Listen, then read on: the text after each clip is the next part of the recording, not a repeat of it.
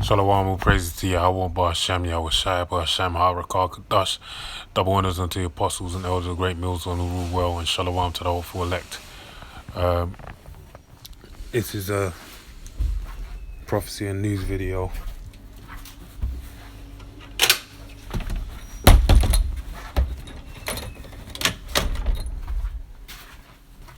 Salakia, this is a prophecy and news video, news and prophecy,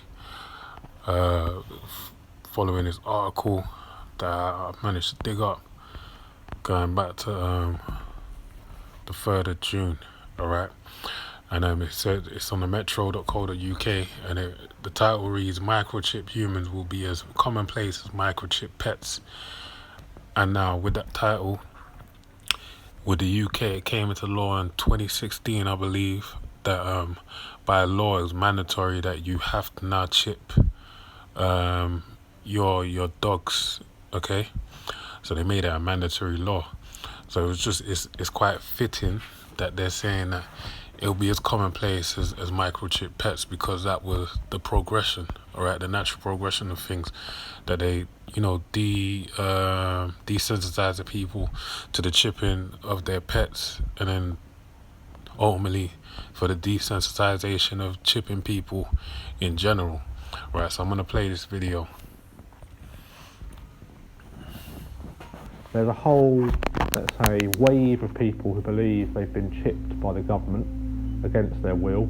They're asking if we can remove it, scan the bodies, because it's controlling them, downloading thoughts, all sorts of stuff.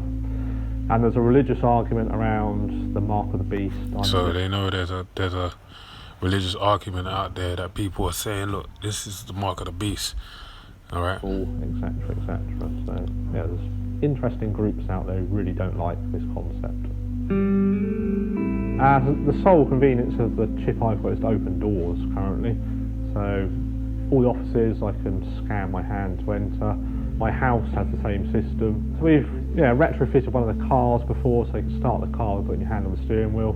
It's very hard to lose your hand versus losing an ID card. So unless someone cuts it off. Sort of style. It's exactly the same technology as in credit, debit cards, passports, whole range of tech out there. You see that, Nate? You see that? It said it's the same technology that you find in credit and debit cards, as well as a passport, NFC, RFID technology, all right? So you could, in theory, replace your keys, your wallet, and your passport with a single chip. Ubiquitous technology is saying that you could place your wallet, your keys, and your passport, all your forms of identification on that one RFID chip, making it a ubiquitous form of technology, all right? Basically, you have all of your details, your bio, all right, your biography, or your biometrics, biography, all written upon that one RFID chip or NFC chip. In your hand, so travel borders, use it for payments, and get into and out of buildings without having to carry any of that tech. We're working on some projects around blood glucose. They forgot to actually mention as well that it's also used for scan the chip in your hand, tracking people, man. You don't have to prick your finger. So even they just mentioned there that, look, it can be used for monitoring people's health levels, and basically, know if they need a treatment, and also secrete a treatment. And this video basically is an embodiment of many different videos over the years that the news channels, whether it be in America, Sweden, in Europe, anywhere the world over, has spoke about, all right? Turn up at an A&E unconscious. And this is from that same Fox special where it says the year is 2017. There's someone passed out and they turn up to the hospital with no identification. His hand is scanned and then all of his information comes up. Because that's basically what they want to do. They're using, these are little ways they're basically trying to put the vibe out there that this could be beneficial for your use, all right? But the benefits that is on offer, it doesn't align with the ultimate judgment written in Revelations 14:9, man. All right? No idea who you are, what's potentially wrong with you. We can easily store basic medical data in the chip, which can be encrypted and then read by a doctor or hospital using a special device. Mm-hmm. So they can scan your hand, bring up who you are, name, address, and basic medical records. Whole range of security companies interested in the ultimate security sort of concept. Ultimate. That no one knows you've got it. You can hide the readers, so you wouldn't even know there's a reader available, and it's in your hand. It's quite secure. And with storing data, it's more secure than storing it in the cloud, where it can be hacked into. To hack into the chip, someone needs to stand there and hold a reader against your hand. So you probably noticed that people daily inquire to be microchipped. Give it 10, 15 years, I imagine it'll probably be pretty commonplace. Right. I imagine as demographics change, younger demographics see no sort of harm, reason, any doubt around having a microchip fitted. That's right. The younger demographics don't see no harm in it because they've been molded by this current generation to, to be at one with technology, what they call biohacking. All right. So they're better groomed for the change, for the world change, leading to the new world order. Whereas you have the older generations that they really, save a few that are willing to take the chip or of interest to them. They really don't need them. All right. Place, I'm sure. The elites I'm talking about. Fitting a chip is sort of like a trip to the dentist, I suppose. It's a local anaesthetic, so it goes numb. And a small incision with a scalpel, then a needle is used to inject the chip. Literally a 2-minute process. Plaster put on, heals in a couple of days. That's it. I've got the chip fitted just between fingers there. You can't actually feel it under the skin. It's about the size of a grain of rice. It's very small. I think someone wanted to fit it in the base of their foot, but we couldn't really work out why. We just refused that one. Back of the neck is another common one. So lots of people want it in the back of their neck, but currently if you want to open a door, that would mean you need to swipe the back of your neck on a reader. It doesn't really work particularly well. So, yeah, generally people opt for the hand. Generally, people opt for the hand, all right? And that's playing into the prophecy. So I'm going to read through this article. It's a short one. It says, so in 10 to 15 years, microchip humans will be an everyday occurrence. So that's the plan, all right? That's the time frame they're operating under, a decade to 15 years, basically. So we're presently in, 2019, they're talking about 2029 onwards, all right? We know the Lord can come tomorrow, man. So that's the plan, but also as well, let's not forget that with natural disasters and what's the other word? You could say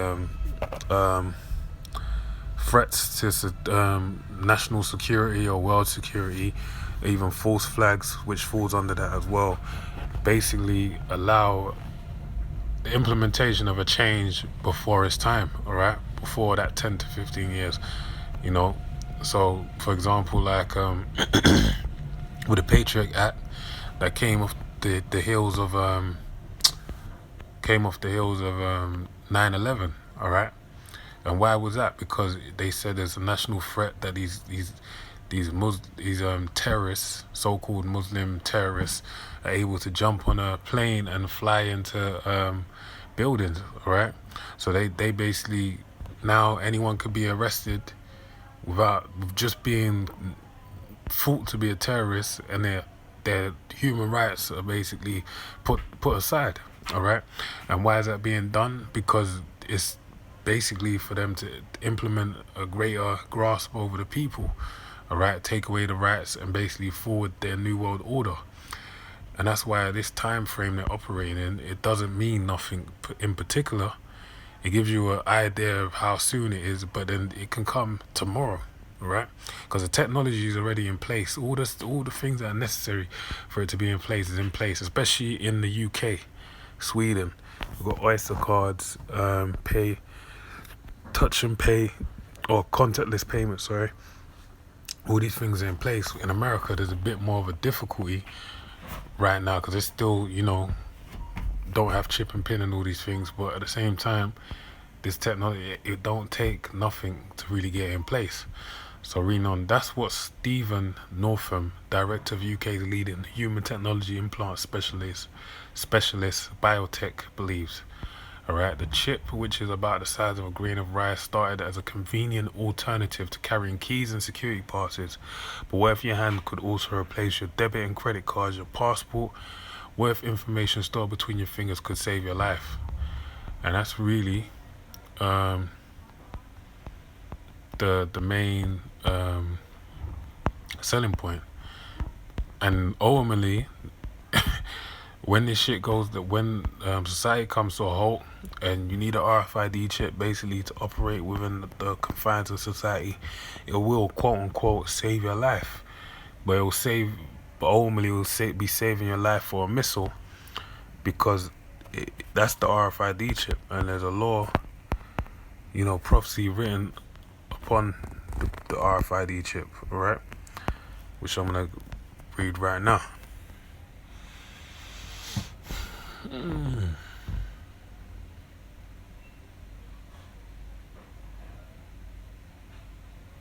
Bear with me, slow connection. Alright, so this is Revelations. One sec.